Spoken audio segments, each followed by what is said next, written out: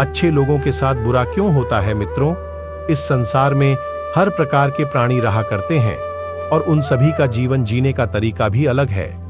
खास तौर से जब मनुष्य जाति की बात आती है तो इसे सभी प्राणियों में सर्वश्रेष्ठ माना जाता है, क्योंकि इस पृथ्वी पर मनुष्य ही एक ऐसा प्राणी है जिसे जीवन जीने की एक अनोखी कला आती है।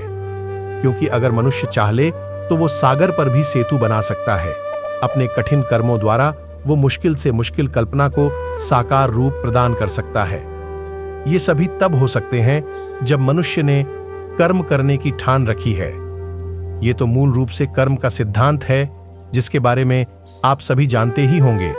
लेकिन जैसे एक सिक्के के दो पहलू होते हैं, ठीक उसी तरह कर्म के भी दो रूप हैं, जिन्हें हम अच्छे और बुरे कर्म के रूप में जानते हैं। हमारे पूर्वजों का ये वर्षों से मानना रहा है कि यदि अच्छे कर्म करोगे तो उसके सकारात्मक नतीजे मिलेंगे, लेकिन अगर बुरे कर्म में अपनी बुद्धि लगाओगे तो परिणाम विनाशकारी ही मिलेंगे। इस संदर्भ में हमें बहुत सारी शिक्षाएं हमारे धर्म शास्त्रों से ही मिल जाती हैं, जिसका प्रत्यक्ष उदाहरण रामायण और महाभारत में बड़ी आसानी से मिल जाता है। इसी बीच एक और बात जो अक्सर लोगों के मन और मस्तिष्क को परेशान करती है, वो ये है कि अगर हमने हमेशा अच्छे कर्म किए हैं, कभी किसी का बुरा नहीं चाहा, तो भी हमारे साथ बुरा ही क्यों होता है? शायद आपके मन में भी ऐसा विचार कभी न कभी आता ही होगा कि मेरे साथ ही ऐसा क्यों होता है, बल्कि मैंने कभी किसी का बुरा नहीं सोचा। आज की ये चर्चा इसी विषय पर आधारित है, जिसके बारे में हम विस्तार से बात करेंगे। वैसे तो अच्छे और बुरे कर्म इंसान के ऊपर ही निर्भर ही करते हैं। उस इंसान का स्वभाव कैसा है, उसकी विचारधारा कैसी है और साथ ही साथ उसकी परिस्थिति कैसी है, ये सारी बातें इंसान के कर्मों का निर्धारण करती है। उदाहरण के तौर पर अगर कोई मनुष्य स्वभाव से धार्मिक है, हमेशा दूसरों के हित की बात सोचता है, लेकिन उसकी आर्थिक स्थिति बिल्कुल खराब होने के बावजूद उससे बुरे कर्म जैसे लूट मार, चोरी या हत्या जैसे पाप नहीं हो पाएंगे। वो कुछ भी करने से पहले उसके हर पहलू पर विचार करेगा। वहीं अगर कोई धनी व्यक्ति बहुत सुख से रहता है, लेकिन स्वभाव से लालची, जरूरत से ज्यादा चालाक या महत्वाकांक्षी है, जिसके मन में हमेशा धन और ऐश्वर्य को पाने की इच्छा छिपी है, ऐसे लोग किसी न किसी कीमत या कोई भी कर्म करके उन ऐश्वर्य को हासिल करने की कोशिश करते हैं। इन बातों को आप अच्छे और बुरे कर्मों की परिभाषा भी समझ सकते हैं। अब बात आती है कि अच्छे लोगों के साथ बुरा होने की, तो उसके संबंध में कुछ ऐसे मुख्य कारण हैं जिन्हें जानना भी बेहद जरूरी है। 1. पूर्व जन्म के कर्मों के नतीजे। मित्रों, सनातन धर्म के शास्त्रों और पुराणों में, खास तौर से गरुड़ पुराण में, बुरे कर्म और उससे संबंधित मिलने वाले दंड के बारे में बड़े ही विस्तार से वर्णन किया गया है। इसके अनुसार जो व्यक्ति बुरे कर्म करता है, पाप कर्म करता है, उसे मृत्युलोक में यमदूतों द्वारा दंडित तो किया ही जाता है, साथ ही साथ अगले जन्म में भी उस व्यक्ति को सुकून का जीवन नसीब नहीं होता। यहां तक कि हो सकता है कि उसे अपने नए जन्म में मानव शरीर भी न प्राप्त हो। अब आप सोच रहे होंगे कि हम इस बात पर चर्चा क्यों कर रहे हैं। असल में इस बात का संबंध हमारे आज के विषय को लेकर है। हो सकता है कि हमने अपने पूर्व जन्म में कुछ ऐसे कर्म किए हों जिनका दंड हमें इस तरह मिल रहा है कि हम कर्म तो अच्छे करते हैं, लेकिन जीवन में हमारे साथ कुछ भी अच्छा नहीं होता। कभी परिवार में क्लेश, कभी धन को लेकर चिंता, कभी शरीर में किसी रोग का हो जाना या किसी के द्वारा ठगा जाना। 2. स्वार्थी लोगों का फायदा उठाना। अक्सर देखा गया है कि जो अच्छे और सच्चे स्वभाव के व्यक्ति हैं, उनमें दया और परोपकार की भावनाएं बहुत होती हैं। आमतौर पर उनकी सोच ये होती है कि उनके वजह से किसी को कोई तकलीफ ना हो, और अगर कोई उसका मित्र या संबंधी किसी तकलीफ में है तो अच्छे स्वभाव के लोग ये सोचते हैं कि मैं कुछ ऐसा करूं जिससे मेरे मित्र को किसी प्रकार का कष्ट न रहे। यहां तक कि ऐसे लोग गैरों की मदद के लिए भी हमेशा खड्डिए रहते हैं। बस इसी सोच के चलते ऐसा होता है कि ऐसे ही अच्छे व्यक्तियों की भेंट कई बार उन लोगों से हो जाया करती है जो स्वार्थी और लालची स्वभाव के होते हैं। अपना काम निकल जाने के बाद वो उस इंसान की तरफ मुद्द कर भी नहीं देखते जिन्होंने उसकी इतनी सहायता की। और फिर नेकी कर और दरिया में डाल जैसी कहावतों को अपने जीवन में उतारकर अच्छे और भले लोग आगे बढ़ते रहते हैं और लोगों के हित की ही बातें सोचते हैं। 3. बुरा होने के पीछे अच्छे परिणाम का होना है तो जाहिर सी बात है कि अच्छे कर्मों के नतीजे अच्छे और बुरे कर्मों के नतीजे हमेशा बुरे ही होते हैं।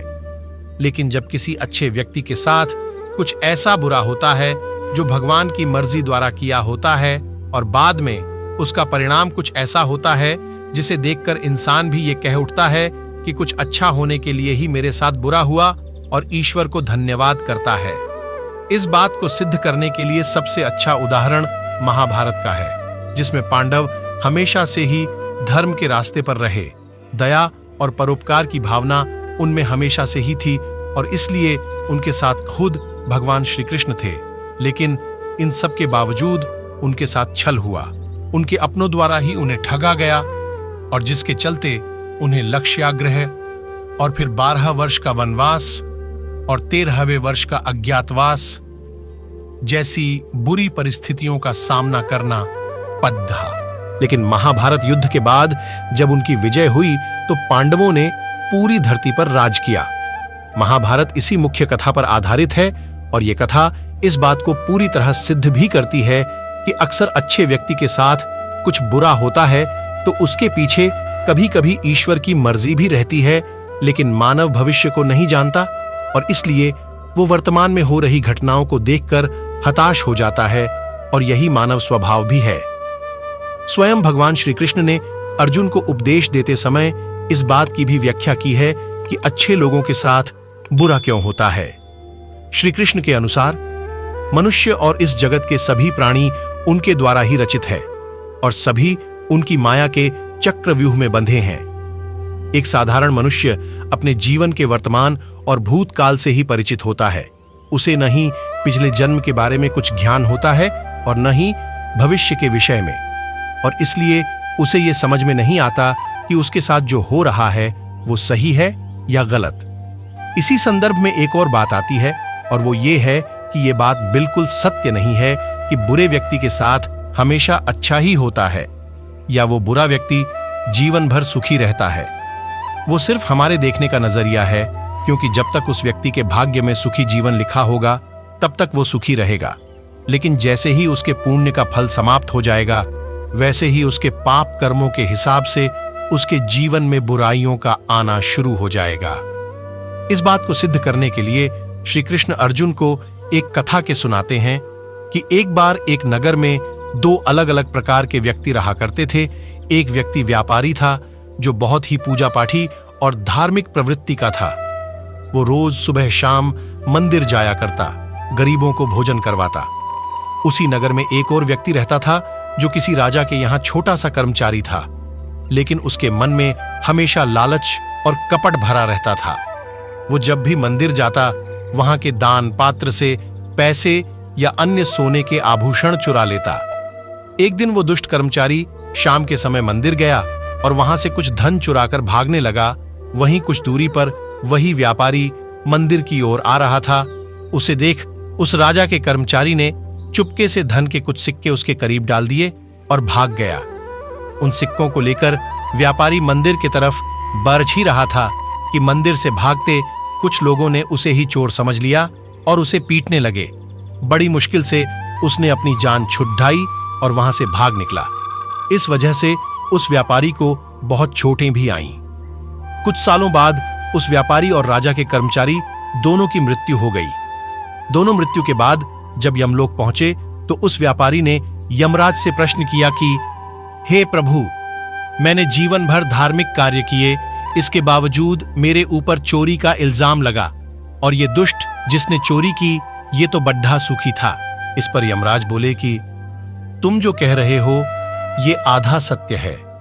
बात यह है कि जिस दिन तुम मंदिर के लोगों से मार खाए, वास्तव में उस दिन तुम्हारे साथ बहुत बड़ी दुर्घटना घटने वाली थी और उस दिन तुम्हारी जान भी जा सकती थी, लेकिन तुम्हारे पूर्व जन्म के पुण्य कर्मों के कारण उस दिन तुम्हारी जान बच गई।